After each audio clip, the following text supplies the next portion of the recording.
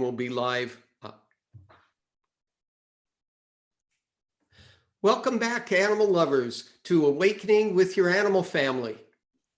I'm your host, Dr. Alan Schoen, and it's great to see you back here again. And as usual, we have an amazing, awesome special guest today, Eleanor Silverstein, who I have to read her bio because it's so thorough and so amazing. But she's a biologist, zoologist, an amazing Feldenkrais practitioner and Tellington Jones touch practitioner for both humans and animals, and a dear, dear colleague and dear friend who always amazes me with the insights she has she'll explain from her courses on the vagus nerve and all the things. She's one of these, amazing beings that has integrated so many different approaches into her own unique approach, which heals so many beings, two-legged, four-legged, winged, and snakes also. Okay, so with that, let me just read a little bit of her bio besides just saying how amazing and awesome she is. Okay. Eleanor is an internationally recognized guild-certified Feldenkrais practitioner. She holds degrees in biology and zoology. In addition to that, she integrates the sciences of nutrition and movement biology into her teaching of the vagus nerve system, health, and gut-brain connection. Eleanor has over 35 years of experience using the Feldenkrais method to assist people and animals with their healing process as they deal with serious health disorders. That means she started when she was 10. And some of these diagnoses, both diagnosed and undiagnosed. She teaches her gut, brain, and vagus nerve connection programs to medical professionals, Feldenkrais practitioners, and the general public throughout the world while maintaining a private practice in Orange County, California.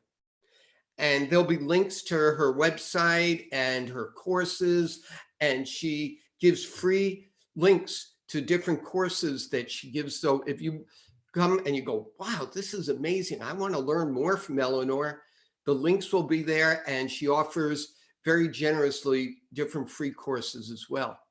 So with that, I'd like to welcome you to the amazingly awesome, radiant, appropriately awakened being for Awake TV, Eleanor Silverstein. Hi, thank you for welcoming me. That's a beautiful welcome from me and my dog, who's sitting right here loyally at my side. And he's going to be your student, your prop to share. He'll be my assistant. Your assistant. So Eleanor, if you can just start with sharing with our audience a little bit about your amazing history, how all this came together to create the very unique approach that you have for both people and animals to help awaken our animal family, which includes us. Wow. Well, I have to go way back, as most people in the animal world. I think as soon as I was born, I knew that I just wanted to work and be with animals. I love animals of all sorts. For the longest time, we were not allowed to have pets in our home. My brother had asthma. So I would, I'd find deceased birds and put them in a freezer bag and keep them in my freezer. I could at least go back and look and see every detail about these creatures. I spent all my time living outside. And then there was a point in my life when I went, no, I want to be in human medicine. I want to work with helping to heal people of their ailments, because, as with animals, I could hear them talking. For humans, what I could hear was all the answers are right here on this earth. And that's where we look for to find how to increase our quality of our health, no matter what the illnesses are. And then I went back to veterinary. And so in college, I studied biology with a pre-med minor and zoology with a pre-vet minor. was also studying botany, but I sneezed my way through spring in those classes. So that would have been a third major. And I loved them. I worked with wildlife, fish, and game. My specialty was herpetology in zoology, and so my dorm room was known as the zoo, and had lots of snakes and poison arrow frogs from South America, and all kinds of creatures, great and small. I had a 5 foot long iguana there, and he ate my salads with me, and raised ducks in the dorm room, and they quacking up and down the hall, and I was allowed that. And my roommate had her tarantula, so we were good. And I worked in the animal lab at the school, but it was love of understanding. When you understand animals, you can understand humans. Humans were so easy to figure out, because if we understood animal behavior and animal nature, that's the big what we come. And I'm like, oh man, the human's so simple if you take away the words. Right, right. Yep. Yeah. And I mean, that's what I saw when I was doing my master's in animal behavior. Also, I said, oh my gosh, everything you see in the animals, you see in people. It's almost like, to me, people are the level of everything that you see in all other species shows up in humans. And I mean, I see that right at this moment where Junco has created a little nest in my planter, hanging planter box by my entrance. And now there are 4 little babies, and the deer that gives birth to twins every year here for like as long as I've been here. And she's so big, and she's just waiting at the door, and she lives here. She doesn't even go very far anymore because she's due any day now, and that's part of what I talk about in my books, the trans-species field and the compassionate field. When you create this energetic field of loving kindness and compassion with all beings, they feel it, and they, bring it in. And this relates directly to what's happening now. And one of the reasons that I'm so happy to have you on the show right now is what you teach is, and share and educate everyone. And the goal here is to educate and empower animal lovers. What you educate and empower people with is the healing power of touch through Feldenkrais and Tellington Touch. And what I felt was, what I was getting was, wow, when we're in quarantine and so many people are talking about missing touch, the healing power of touch, the loving power of touch, I said, I need to reach out to Eleanor.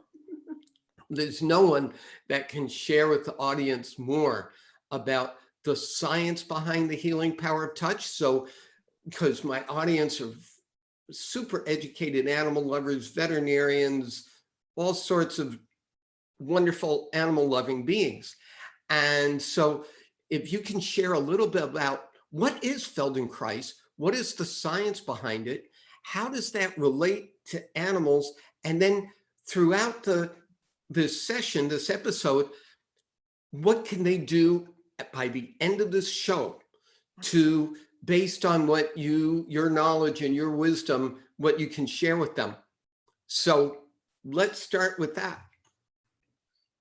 Hold on, I'm writing that one down. Yeah. Okay, so the Feldenkrais method, Feldenkrais, is named after Dr. Moshe Feldenkrais. And he was my cousin, and I had the opportunity to train and study with him. It's in a 4-year training to become a Feldenkrais practitioner. But his background is PhD engineer and PhD physicist. Sorry, my dog is really wanting to be in this. And he actually worked with Madame and Julio Curie, inventing the heavy water. And as an engineer, he was one of the 7 engineers in the world that worked together to invent the sonar radar to keep all of North America safe as Hitler was moving his submarines into the Atlantic to get into the United States. So it was working that anti-sub work and saved the free world. And he also was a 7th degree black belt in judo, specifically jujitsu. And jujitsu is the art of, well, he wrote one of his first books was The Art of One-to-One Unarmed Combat. How do you use your environment around you? How do you go through the environment with awareness that keeps you safe and living and viable? It's not about fighting. It's about having your awareness that keeps you safe. And in our first year of our training, he said that every human being deserves, he created this amazing body of work around movement, and movement that retrains the brain to learn to function better, which is a gift. We could all use that. And you can do that wherever you are. And in the first year, he made a statement that just blew my mind, which was, every human deserves to be moved and touched like this with this kind of dignity, even if they can't do it for themselves. And in my mind, I went, with humans, I want to work with people that can't move for themselves. And that's where my specialty went, but I work with everybody. And my thing was, all animals deserve to be touched and to move freely and unencumbered in all ways. And during the break, I went running up to him going, Moshe, Moshe, all the animals in the zoos deserve to have this freedom to be touched and moved, to live this vital way instead of pacing back and forth to take a wolf that is designed with its nervous system to roam vast, prodigious amounts of land and put them in something small. What can we do to create their environment so humans can learn about these wild animals and keep them vital and alive? And he says to me, oh, I have a woman to introduce you to. Her name is Linda Tellington Jones. Mm-hmm. And that's where I got to meet Linda. And she was doing this beautiful work that was an offshoot from the Feldenkrais method, working with horses. And it was brilliant, amazing work, working with horses. And from there, we went with animals. And from all animals, we went to people, to humans. And so the work crosses over into touches that we can do for ourselves. And it's amazing, amazing. And I will teach you all what you can do with your pets, as I have one scratching on my door right now. You can do with your pets. And I will teach you, especially during these COVID times, what you can do to increase cell communication and love and in your heart resonance with this kind of touch, to feel what you notice, because it will enliven and awaken your vagus nerve system. And I'll teach you some of these touches in the end, or whenever. Wow. That's awesome. I had no idea that Moshe Feldenkrais was actually your cousin. Yeah. That you kept on telling me the stories of how the two of you connected and everything. That's beautiful. Yeah. Yeah. And my mother grew up with, was raised by his parents. So same wow. open-minded thinking. Yeah. And all that thought, and that how he he actually helped save America during World War II. I had no idea about that. Thanks for sharing those things. I mean, I'm just always astonished every time we connect. Like, I learn more and more. So, I was on a trip once. I don't remember what country I was in. Might have been on the way to Turkey. Happened to be a man sitting at the table with us in the dining area. We start talking with him. He was one of the other 7 engineers. Wow. He was an American engineer. Moshe was in Israel and in England at the time, both places. And they communicated, these engineers communicated around the world through Morse code. Yeah, Morse code. Yeah. Wow. Wow, that's amazing. Yeah. It's so funny. I just have to share, every time now that I do the show, the peacock walks on top of the roof right above me and sits and then looks in.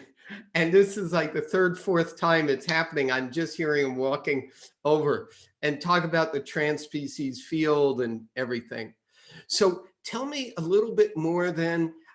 You shared a little bit about the basics of Feldenkrais, that it's about movement and touch. And then you talked about the vagus nerve and the Tellington touch. Where do you want to start first?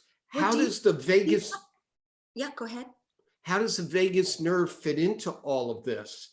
And, because that is, it's just amazing, the interconnections of the vagus nerve.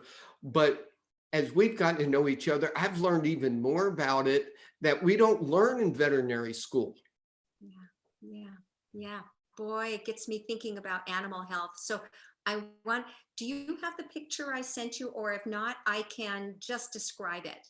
Yeah, just if you Okay. can. Yeah, I So didn't. the vagus nerve, it's kind of anatomical. It starts in the base of the brain and it travels out of two openings, one on each side of the main opening that your spinal cord comes down.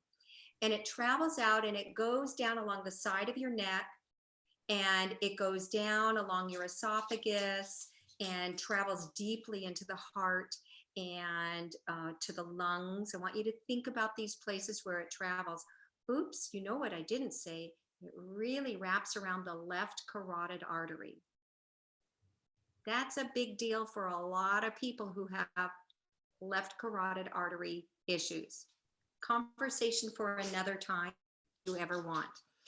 And then it travels deeply into the heart, down into the lungs, richly into the diaphragm muscle at the bottom of the ribs, and then deeply all over the digestive organs. So the stomach and the pancreas and the going through the small intestines, and then the ascending colon and the descending colon. And then it's different as it comes down, but it's branches upon branches that go down into the very bottom of the gut, into the bottom of the pelvic cavity. And it even weaves in and out of the psoas muscle. And I want you to think about that for humans, but I'm going to talk to you a little bit, if you want, about what that does regarding animals and how we can help them.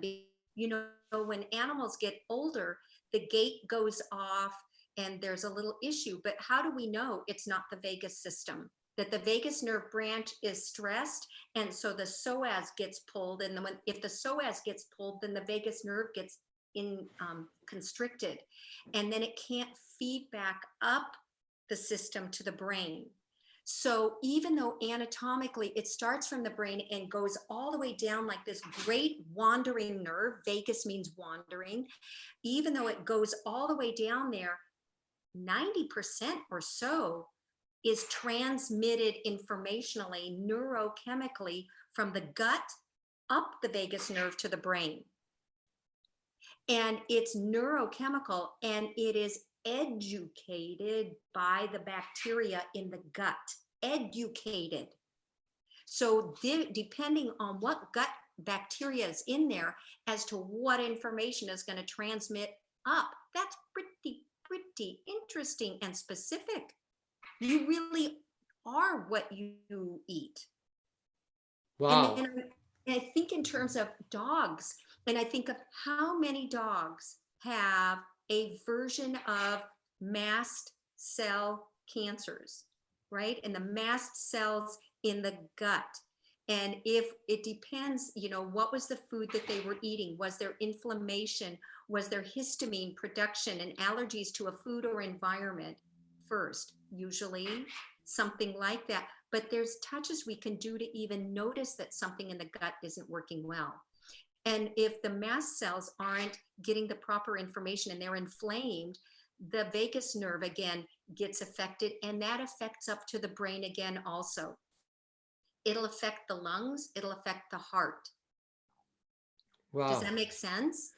Totally. And it shows the interconnection of everything and how we are what we eat, how much nutrition. And I can see that's why you got into nutrition also, is because if we try to look at root causes, if we don't work on the diet and nutrition, then the vagal nerve and the interactions with, like you said, the psoas, with the gut, with the lungs, with the heart, with the brain, are all disrupted. Absolutely. Absolutely. They're so tied in. As a matter of fact, first in utero, us mammals start out as a few cardiac cells first Right. before the brain is made. Those cardiac cells, beep, beep, beep, beep. Oh, you're going to have a baby. Do you hear the heartbeat? But it doesn't have a brain yet. Beep, beep, beep, beep. It travels up and starts to create this bulb up here called the beginning of the brain. So the heart educates the brain. And this is what we were talking about with Roland McCready at Heart Math, is the heart brain starts milliseconds or seconds before the brain, and it connects. And, this is what, in these challenging times that we're living in, how all the great teachers are saying, boy, it's the key is getting in touch with our heart and balancing our heart and resonating with our heart and healing that and healing all the old traumas, the old imprints, the old distortions, whatever the emotional wounds, whatever label we put on it, that's the key for getting through all of this, is healing that. And in both us and our animals, because we're in the same field. Yeah. And they're constantly looking at us. They are the best students of human behavior, and they create that field. And if they see us anxious, worried, and they see our behaviors, the way our eyes are, the way our face is, our breath, our body when we're in fear, and that impacts on them.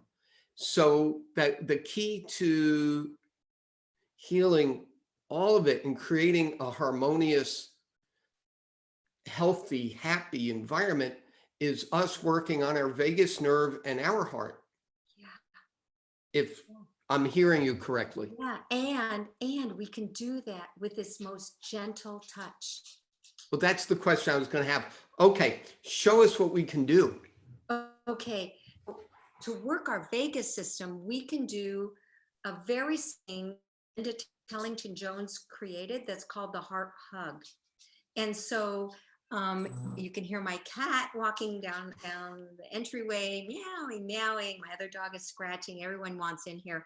Yeah. So, and Hani is going to be bumping my elbows. So no, I don't have a twitch. It's my dog bumping me. That's right. Okay, gosh, can you just wait a sec? Yeah, thank you. I appreciate it. Your patience. Okay, so if you put your hands on your heart, okay, hold on. So there she is. There we go. Okay. He goes, I want your hands on my heart. Oh, imagine if you put your hand on your heart. Hold on here. Both hands, and yeah, she loves to be in on this. Okay, both hands on the heart. And you imagine that you have a circle, and that with a clock, and 12 o'clock is above and 6 o'clock is below. And you just start at 6 o'clock and you go around the clock, all the way around the clock, a circle, a full circle and a quarter. And then let it back down. And what we're doing is, it doesn't matter which way the clock is facing. You let your circle and a quarter go any way you desire. And you start at 6 o'clock. And you allow yourself to breathe in, and you go all the way around the clock, and you feel how you're moving the skin over the bone. You're moving, you're gliding your skin and the fascia beneath it over the bone, all the way around a full circle and an extra quarter, and let it pause and come back down. And what this gentle touch, and then you can add in breathing in through the nose, putting a smile on your face.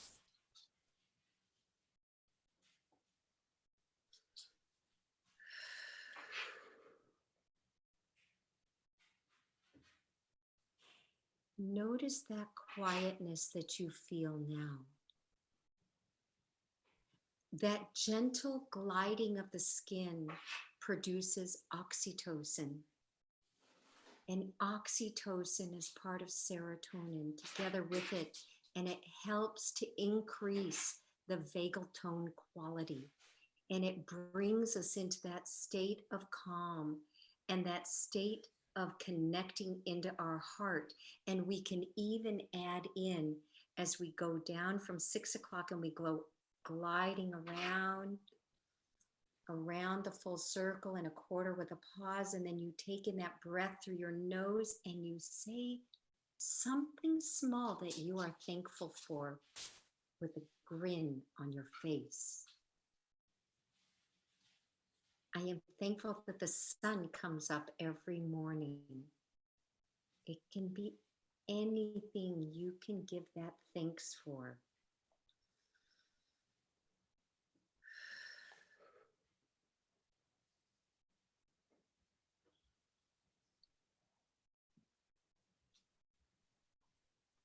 What does that feel like?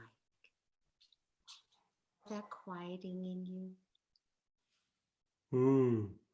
That is what creates the balance and harmony connection in all parts of our systems that reconnect, that come online, that take care of us, that helps us to digest, helps us to absorb nutrients into the cells, helps the vagus nerve to function more readily, because the neurotransmitters are available. They flow through the system when we glide the skin, right?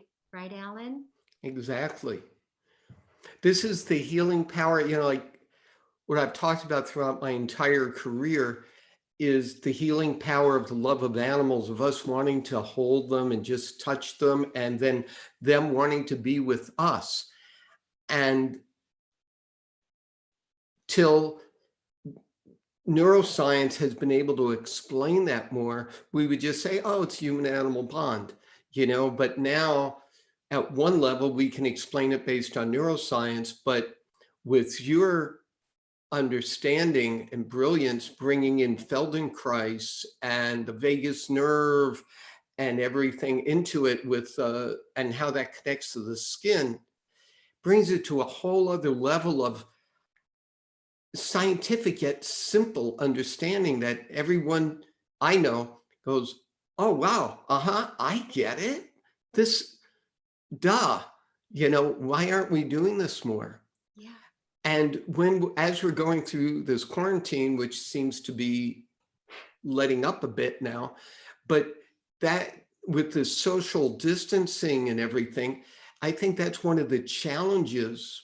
There are many, many different challenges, but one of the challenges, especially people who live alone, is, okay, how can we do that with our animals? And just, if we're just by ourselves, all these elderly who are locked down in their apartments and assisted living facilities and things like that. These are things that we can do. And for people who are living, who are locked into their apartment with their dog, their cat, their python, their, hamster, their turtle, their whatever. And these are things we can do. And, I love your thing about your childhood with the reptiles, because I don't know what it is, but I too, like I wasn't allowed to have anything that wasn't in a tank or a cage. And so I had turtles, and the turtle, as soon as I get home from school, would swim up to the tank and want to see me. And yeah, part of it was I was going to feed them, but then I would let them out and they'd walk over and I'd start scratching them below their ear, and they would stick their neck out and just want to be scratched. And that's what made me start appreciating the consciousness that transcends all beings. and the love. And, I don't know how you would do a heart hug on a turtle. Oh, simple. You ready? Oh, yeah, yeah, yeah. Share away. So the same with a dog, right? Yeah, The same with a horse is you can put yeah. this If you can dog. show it so everyone Wait, let me can. see if I can show you on Honey. One sec. Come here, Honey. Let's see. Here we go. Here, Honey. Can you come over here? Come on. Okay. So Honey, the German model dog. Yeah.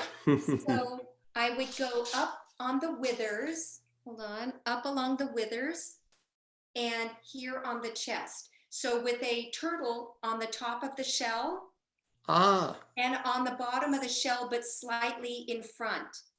Do you see how their shell, right. you see how Yeah. the shell curls up? Mm-hmm. So we go here and we do the circle and a touch and glide up and down because we now know that all these shelled animals, actually, when you touch their shell, they can sense and feel inside. Wow, Which I is, had no idea. I just heard about this recently, and it must have been in one of Linda Tellington Jones's um, online trainings that we do on a regular basis, and it was a turtle expert that brought it up. And I was just like, oh God, thank you. That so makes sense. Why would Yeah, absolutely. it's not metal armor? It's Just cartilage. Yeah, right? And yeah. so we can on the turtle go like that. Do you see how I'm giving the lift up and then down? So I'm starting at 6 o'clock, 12 o'clock, 6 o'clock, 12 o'clock, right? I'm starting Mm-hmm. and I'm going around a circle and a quarter and lift it up and pause and then let the release. And then I go again, up, pause, and let the release. And the truth is, it all happens in the pause. Thank you. Oh, and look at the response. Yeah, she was so calm. And as soon as you stopped, it's thank you, thank you, thank you. So the pause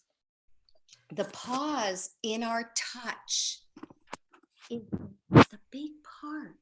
So if we touched ourselves, I was going to show you on Honey, but I showed you a couple things, unless she ends up back in my lap, that we can do for ourselves, right?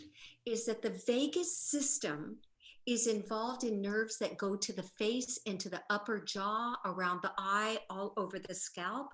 It's called the trigeminal nerve, my favorite, along with the vagus nerve. I love the trigeminal nerve. I have a blog called Don't Cry for Me, Trigeminal Nerve. The truth is I never really left you, straight from Evita. I'm sure that's what she meant. So it's the going along and following where it is, because there are animals that get trigeminal neuralgia and there's humans that get trigeminal neuralgia, and the way it shows in humans can be problems with the tear ducts. It can also be I hope, is my voice breaking up by any chance? No, you're doing great. Oh good, okay, I thought maybe I was not tracking with the sound. That can happen where it feels like tooth pain up in especially in the upper jaw, and then can migrate down to a couple of lowers. And so the dentists are like, or the oral surgeon is like, oh, well, you need a root canal. And very often it's the trigeminal nerve that's irritated. And this is what we can do, but this is part of the vagus system. So we can just lean the elbow in, I know, the elbow into the hand, and we can go along the cheek, and we can just rest. So you can see, they're just resting. And we imagine 6 o'clock is below, 12 o'clock is above. And we just go a circle and a quarter, always ending in the upward position.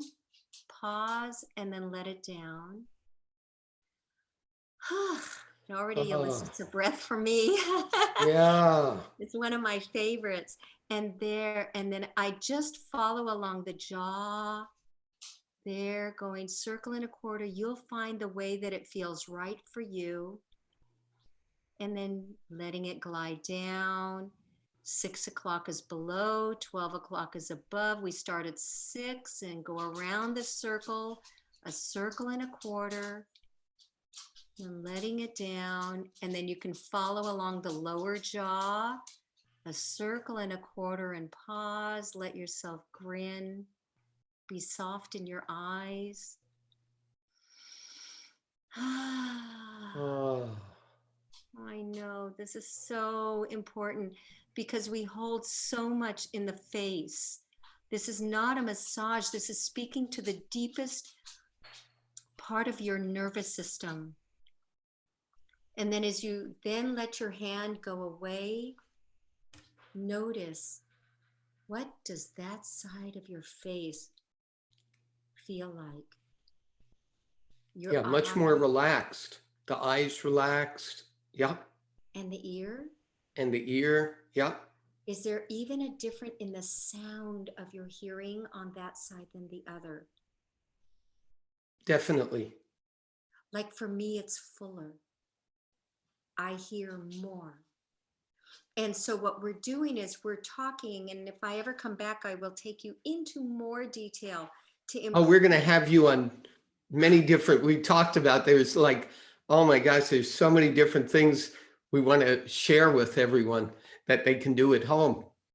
That you can do this at home. It's free, it's easy, it takes moments to do that. It doesn't have to take being housebound, but you have time to increase this quality of functioning and get your health back during this time. No reason for eating garbage and junk. This is the time that you can really learn to listen to yourself. Really, and listen to the universe, because she talks, communicates, and you can sense it, and you are never alone.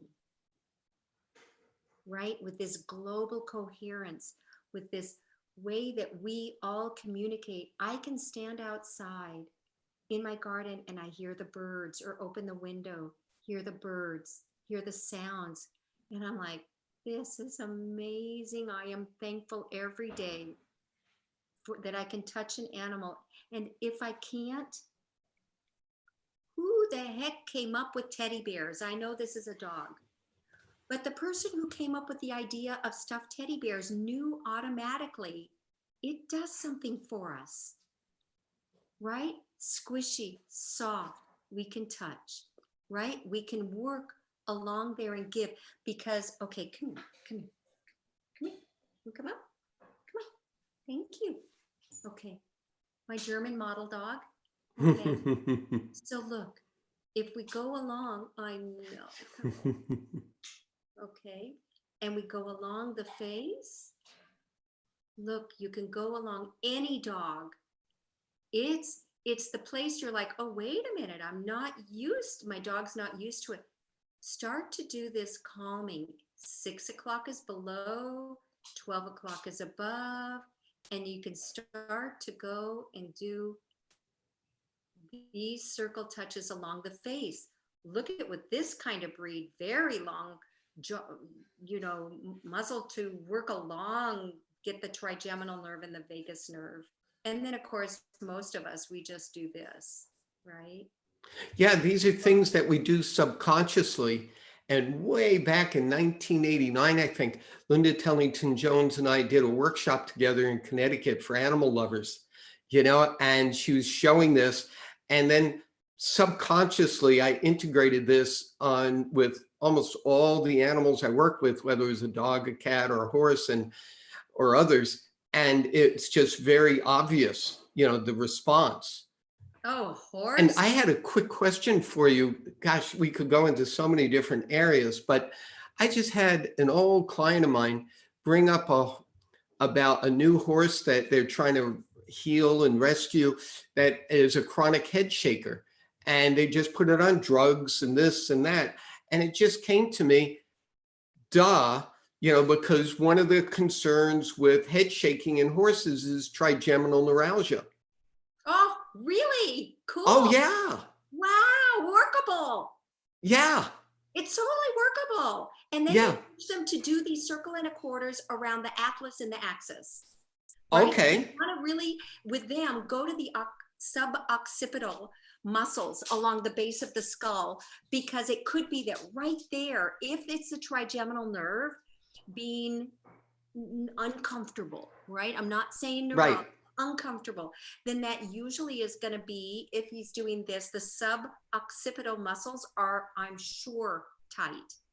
Yeah. And so they can just go gently, and they can move it a little quick, right? Because he may go like this, right? Right. And then they can go along the pole and really go along that part of the head, and the base of the head, and then down. And I know that the vertebrae are here, they're not here, right? But the muscles are there.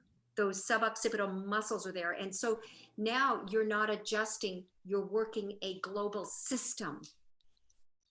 Right. A global system that you're teaching your clients that anybody can make these kind of touches. They're that simple. And see the difference. And the horse becomes quiet. And then you can go back here along this part of the head, right? And then go back here and then take the ears. You rotate the ears and pull the ears. You know how Linda takes the ears? Rotate Right. the ears at the base and pull the ears. And then you'll be able to get back to the suboccipital muscles again. Those muscles in the base of the skull. How many people that gets tense there? We're mammals. We're like, oh, here, it's going to be tight. And the system becomes affected. But come in the back door, the window, go in the chimney.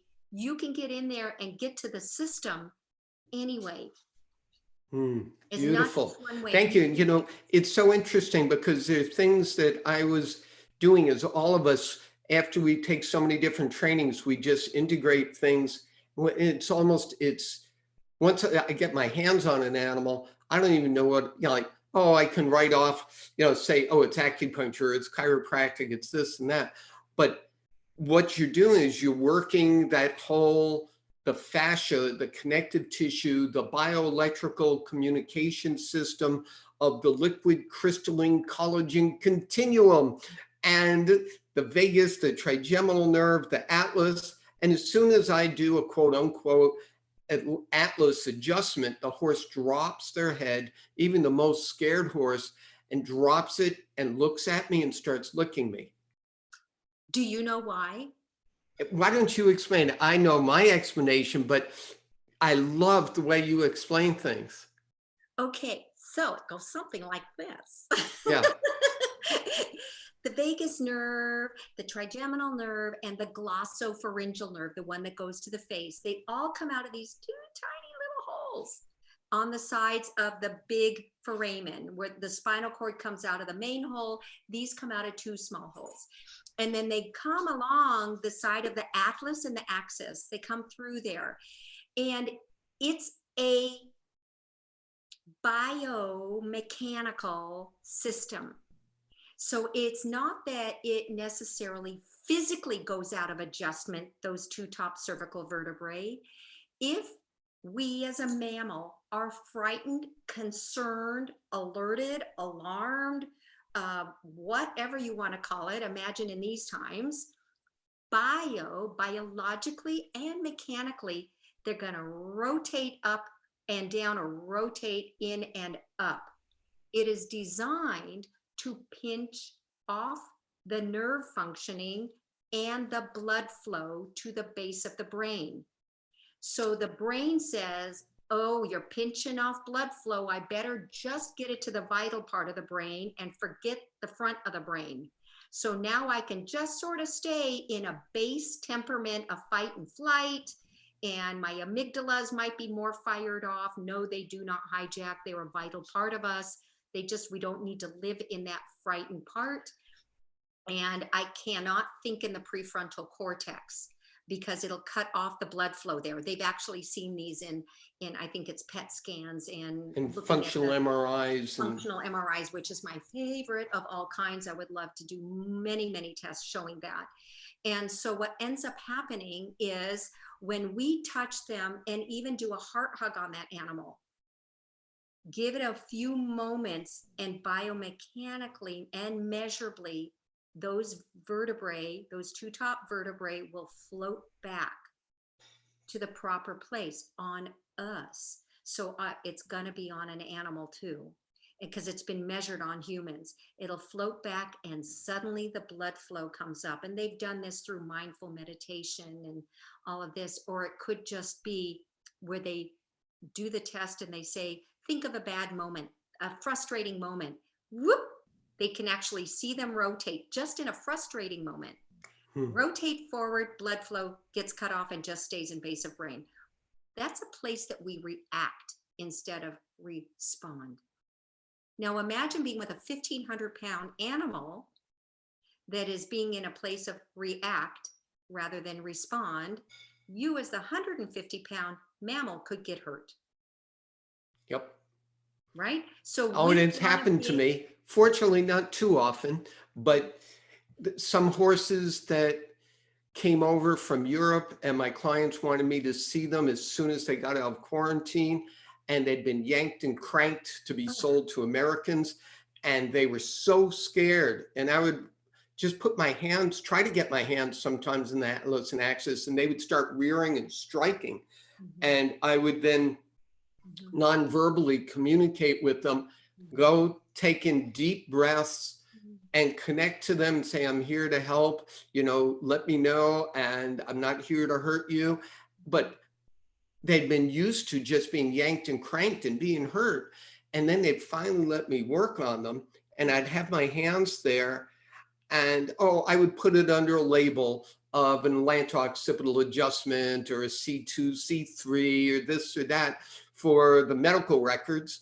But I would just have my hands on there, and then the horse would go into me and show me exactly what they needed.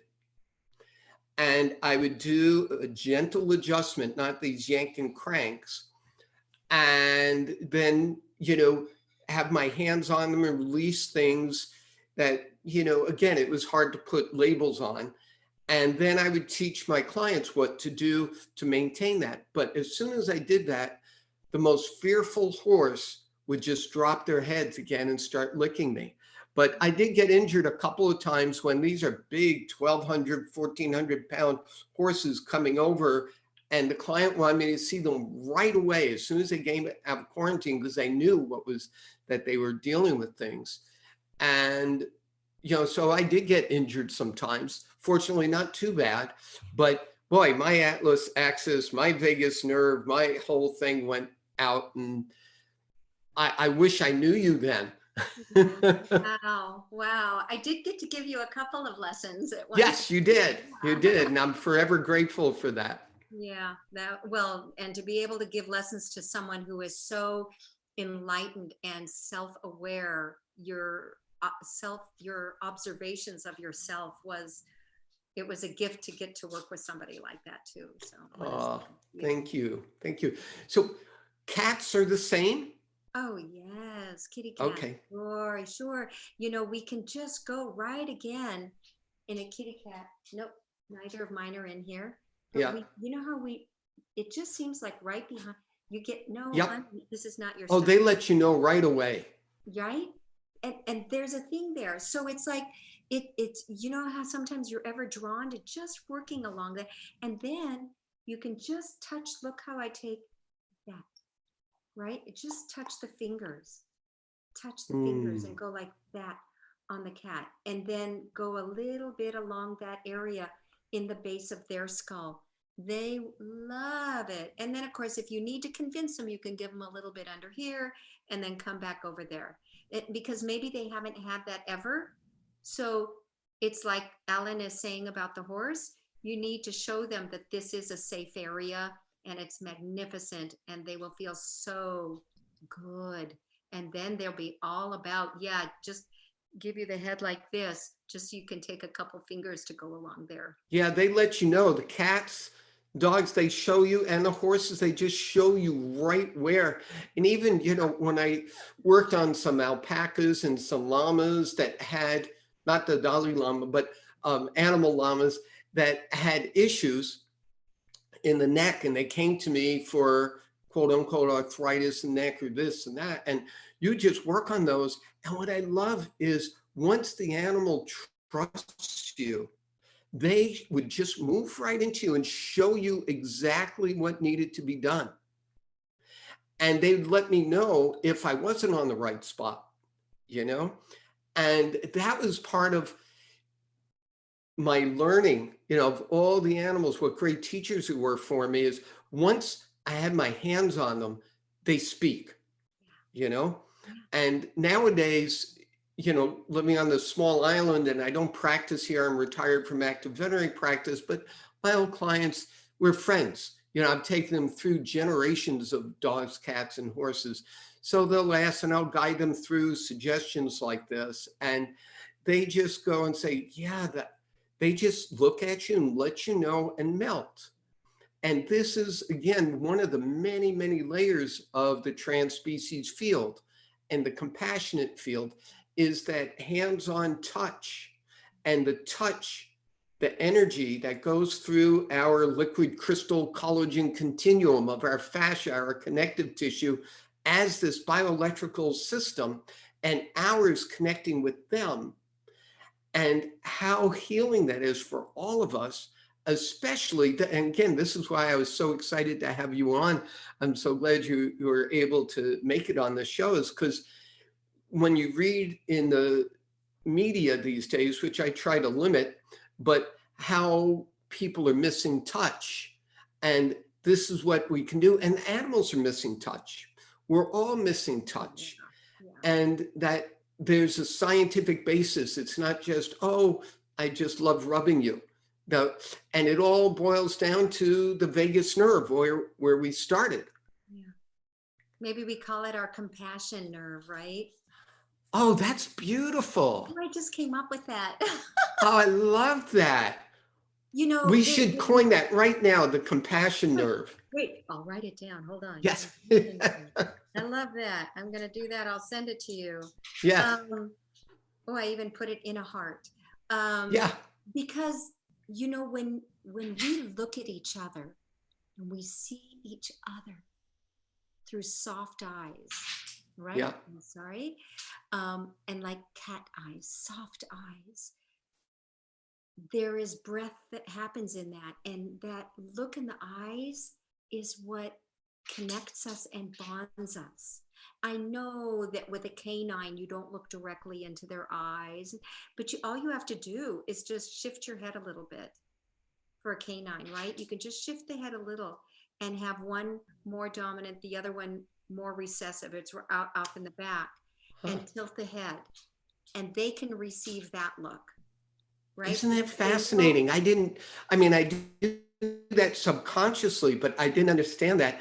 And I'm just thinking, the mother deer, who is due any day now and so big, and she's at my front door constantly, and she does that with me. She tips her head, turns it a certain way, and we communicate. And I didn't appreciate that that's what that's related to. She is telling you, I am here, all of me, fully as I am, no aggression at all. This, in an animal, not for humans, but in an animal, flat on, is aggressive. They're challenging, Right. Right? So she gives you that. What lessons that we have to learn, that we can do that, and we can give them back that just enough that they go,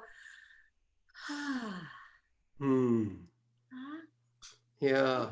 That's the compassion that the love and the connecting that we find with each other, and the softness, you know, in the kitty world, it's soft kitty eyes. Right. Soft kitty eyes. This is like, be careful, the claws could come out.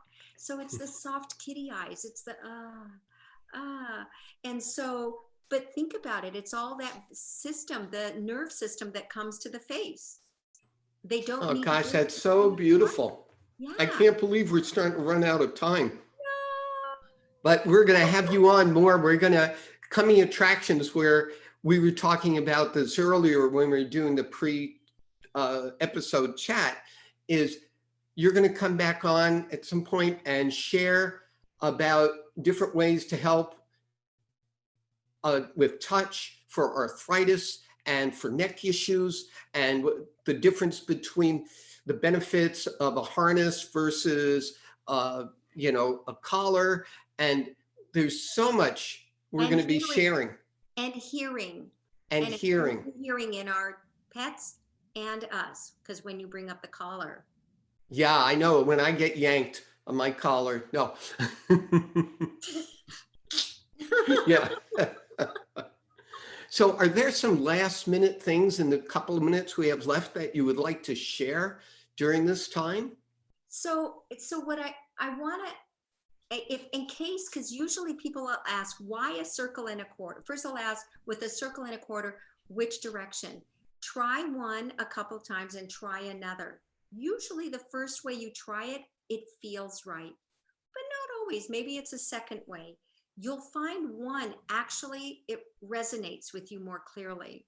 That's number one. Number two, people will ask why a circle and a quarter? And being the Jewish woman I am, I'll respond with another question. You know, did you think about trying it? So in other words, try just going from 6 to 6. And what is the difference when you go from 6 to 6 versus from when you go 6 to 6, back up to 3 o'clock or 9, pause, and then let it glide down. Now, let's talk about fascia at some point in the future when we end up with bringing the fascia up versus pulling fascia down. Right. What about the liquid crystalline collagen continuum if we end it on a down versus ending it on a slight up? Let's look in traditional Chinese medicine and acupuncture with a turn and ending on an up instead of ending on a down. So notice, you will notice it feels different when we end it on the down versus when we go past it and end up and pause and then let that glide. So those two things I just want to leave you with, and know that wherever you are, rest your hand and your elbow. You can do this along your face. You can do it along the orbit of your eye, and you can even go along your forehead. And look, it's so gentle. It's as light as the weight of a grape. That's the lightness of the touch that you can do for yourself and for your animals. That's the Wow. Oh, this, thank you for sharing so much. This is so beyond what I ever expected and hoped for.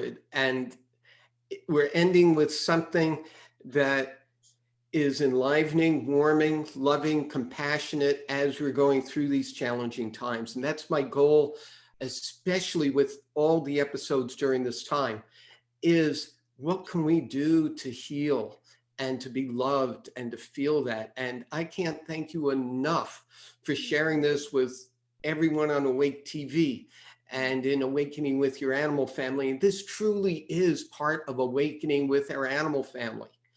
And we'll be talking more about the calm movement, the conscious animal lovers movement that is unfolding through my episodes and my show. And love to have you as part of that. And as well as we'll have Linda Tellington Jones and everyone. So this is the beginning of a bigger picture for animal lovers to come together in loving support. So I can't thank you enough for sharing your loving kindness, your wisdom, your knowledge with everyone here. You are awesome. And thank you again, and we'll have you on soon again. And thank you all. Remember, move your body, touch yourself. It's a good thing. Yes. Okay. Heart, Well, heart. God bless you. May the force be with you and with everyone out there. Until next week, thank you again, and be loving, safe, happy, healthy, and joyous. Okay. Bye for now.